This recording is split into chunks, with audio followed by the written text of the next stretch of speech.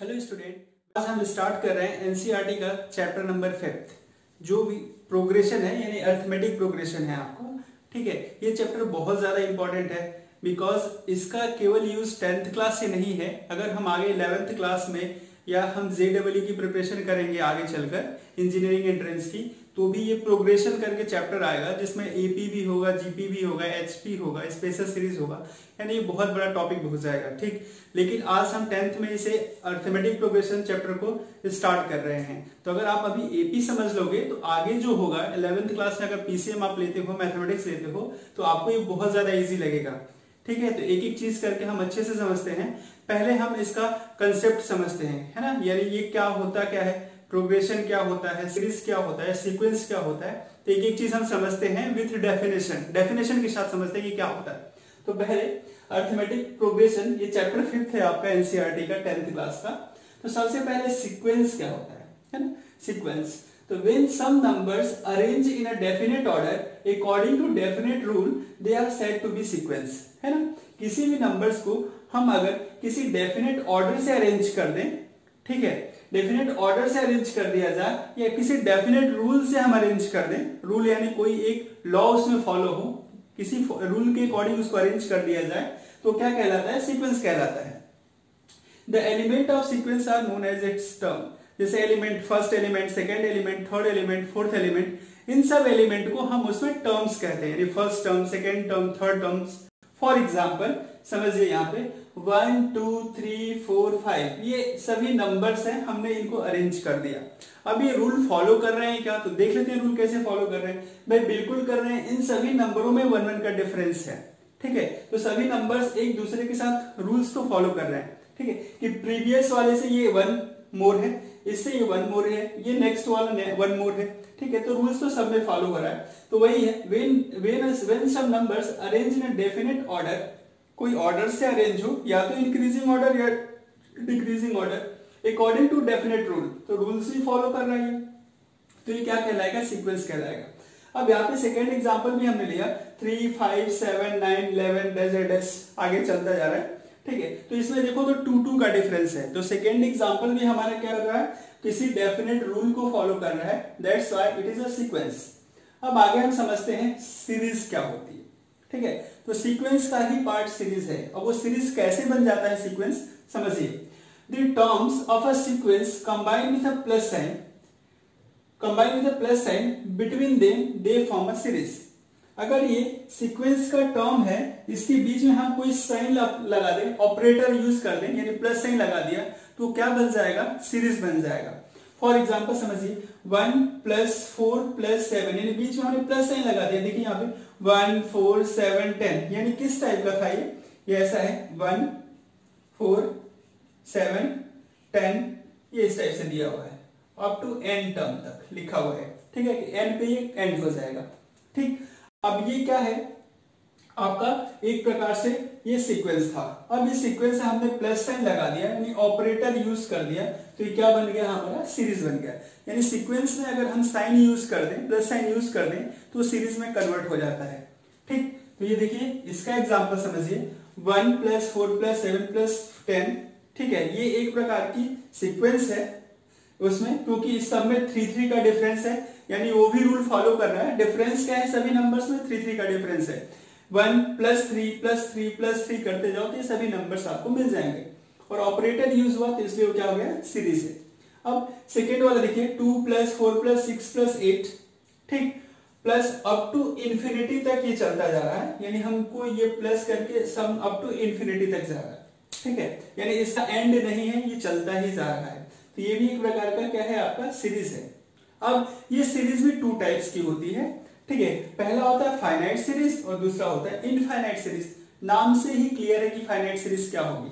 ठीक, the series in which finite number of terms, ऐसी series जिसमें नंबर ऑफ टर्म क्या फाइनाइट हो, यानी काउंटेबल हो, आप काउंट कर सकते हो। ठीक है, यानी जिसका एंड हो, वो क्या कहलाएगी, फाइनाइट सीरीज। तो जो हमने ये फर्स्ट एग्जांपल लिखा है, ये फाइनाइट का एग्जांपल है। ठीक है, यानी ये एन पे जाके एंड हो जाएगा, एन नंबर पे ये एंड हो जाएगा। अब दूसरा देखिए, जो दूसरी सीरीज है ये कहां तक चलती जा रही है, कहां तक, इन्फिनिटी तक। इन्फिनिटी तो हमें पता ही नहीं भाई, कैसे हम फाइंड कर पाएंगे, ठीक है। तो दूसरा जो डेफिनेशन है, infinite series, the series in which number of terms, the series in which infinite number of terms, ऐसी सीरीज जिसमें इनफाइनाइट नंबर ऑफ टर्म्स हो तो क्या कहलाती है, इनफाइनाइट सीरीज कहलाती है, ठीक। ये सेकेंड जो एग्जांपल है इनफाइनाइट सीरीज का एग्जांपल है। तो आप इसे बढ़िया से समझ लीजिए, नोट डाउन कॉपी में कर लीजिए। हम आगे की और भी डेफिनेशन देखते हैं। डेफिनेशन क्यों, क्योंकि हम पढ़ के रहे हैं अर्थमेटिक प्रोग्रेशन। तो प्रोग्रेशन क्या होता है, तो प्रोग्रेशन जब समझ में आ जाएगा तभी तो हम एपी पढ़ेंगे, ठीक। तो इसे नोट डाउन कर लीजिए आप। चलिए बच्चों, अब हम समझते हैं कि प्रोग्रेशन क्या होता है, ठीक। क्योंकि हमें अर्थमेटिक प्रोग्रेशन पढ़ना है तो प्रोग्रेशन तो पता ही होना चाहिए क्या होता है। When a sequence or series is written with a special condition or law, is it form a progression। ऐसा सीक्वेंस और सीरीज जिसको हम किसी स्पेशल कंडीशन और लॉ के करस्पॉन्डिंग लिखें उसे, ठीक है, वो क्या कहलाएगा, आपका प्रोग्रेशन कहलाएगा। अब टाइप ऑफ प्रोग्रेशन क्या होता है, तो पहला होता है अर्थमेटिक प्रोग्रेशन जिसको हम एपी बोलते हैं, दूसरा GP geometric progression, third HP harmonic progression.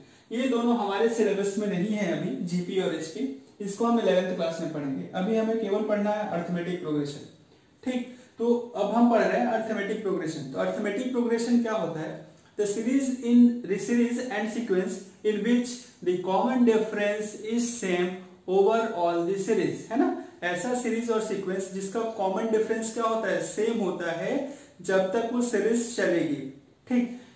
इसकी डेफिनेशन लिख लीजिए, द सीक्वेंस और series in which each terms exits its previous term by a constant number is called arithmetic progression, ठीक है। तो ये आपकी बुक इस लैंग्वेज, मैं सिंपली बता देता हूं कि ऐसा सीरीज और सीक्वेंस जिसका कॉमन डिफरेंस क्या हो, सेम हो ओवरऑल दी सीरीज तक, वो क्या कहलाएगा, अर्थमेटिक प्रोग्रेशन कहलाएगा, ठीक। अब यहाँ पे जनरल फॉर्म होता है अर्थमेटिक सीरीज का, ये जनरलाइज फॉर्म है। पहला ए प्लस डी, ए प्लस 2d, और लास्ट वाला क्या, comma, a plus n minus 1 into D, a plus n minus 1 into D. इसको हम nth टर्म बोलते हैं या लास्ट टर्म बोलते हैं, ठीक है। अब फर्स्ट टर्म को a से डिनोट किया जाता है, कॉमन डिफरेंस को d से डिनोट करते हैं, ठीक। तो ये तो जनरलाइज टर्म था, उसका जनरल टर्म्स थी, यानी जनरल एक सीरीज हमने एपी की लिखी है जिसकी फर्स्ट टर्म a है और कॉमन डिफरेंस d है। अब फर्स्ट टर्म और कॉमन डिफरेंस कैसे निकालते हैं, मैं एक छोटे एग्जांपल से आपको यहां समझा देता हूं, ठीक, कि फर्स्ट टर्म और कॉमन डिफरेंस कैसे निकाला जाएगा किसी भी अर्थमेटिक सीरीज का। कहते हैं कि एग्जांपल कैसे होगा इसका। एग्जांपल लिया मैंने, जैसे ये 2, 4, 6, 8, 10 अप टू 100 तक इसको कर दिया, ठीक। तो ये क्या है भाई, आपकी एक अर्थमेटिक प्रोग्रेशन की सीरीज है। कैसे है, जिसका फर्स्ट टर्म तो क्या है आपका दिया हुआ है 2, जो पहला है उसे फर्स्ट टर्म यानी उसे हम a कंसीडर करते हैं, तो एक फर्स्ट टर्म होता है तो a इज इक्वल टू 2। अब कॉमन डिफरेंस की बात है तो कॉमन डिफरेंस को d बोलते हैं, और d कैसे निकालते हैं, सेकेंड में से फर्स्ट को माइनस करो तो 4 माइनस 2 कितना आएगा, 2 ही आएगा, ठीक। अगर थर्ड में से सेकेंड को माइनस किया जाएगा तो भी d ही होगा, ये कितना होगा, 6 माइनस 4 कितना आएगा, 2 आएगा। यानी 2 कंसेक्यूटिव टर्म्स का डिफरेंस देख लो आप, इसमें 2 का डिफरेंस, यहाँ भी 2 का डिफरेंस, यहाँ भी 2 का डिफरेंस, यहाँ भी 2 का डिफरेंस, ठीक है। तो ओवरऑल सीरीज में कंसेक्यूटिव टर्म्स का डिफरेंस सेम है तो वो सीरीज क्या कहलाएगी, आपकी एपी सीरीज कहलाएगी या एपी सीक्वेंस कहलाएगा, ठीक। तो आपको सीक्वेंस सीरीज आपको ध्यान देना है कि सीक्वेंस क्या होगा, सीरीज क्या होगा, प्रोग्रेशन क्या होता है और एपी क्या होता है। ये एपी की जनरलाइज सीरीज, जनरल सीरीज है जिसको हमें ध्यान रखना है। इसकी फर्स्ट टर्म ये ए होती है, कॉमन डिफरेंस इसमें डी दिया हुआ है, क्यों, क्योंकि देखो क्या है, पहला ए है फिर उसमें डी प्लस कर दिया, फिर इसमें 2d प्लस कर दिया, इसके बाद 3d आएगा, इसके बाद 4d आएगा, इसके बाद 5d आएगा, तो dd से क्या हो रही है, सीरीज बढ़ती जा रही है, ठीक है। तो केवल डिफरेंस क्या है, dd का है, क्योंकि dd ऐड होता जा रहा है, पहले a था फिर हमने इसमें d ऐड कर दिया, ठीक, इसमें फिर एक और d ऐड कर दिया, 2d हो गया, फिर आगे क्या हो जाएगा, 3d हो जाएगा। तो इसमें कॉमन डिफरेंस किसका है, d का है, फर्स्ट टर्म क्या है, a है ना। तो अब हम आगे देखते हैं एनसीईआरटी की एक्सरसाइज जिसमें हम अर्थमेटिक प्रोग्रेशन के बारे में कैलकुलेशन करेंगे।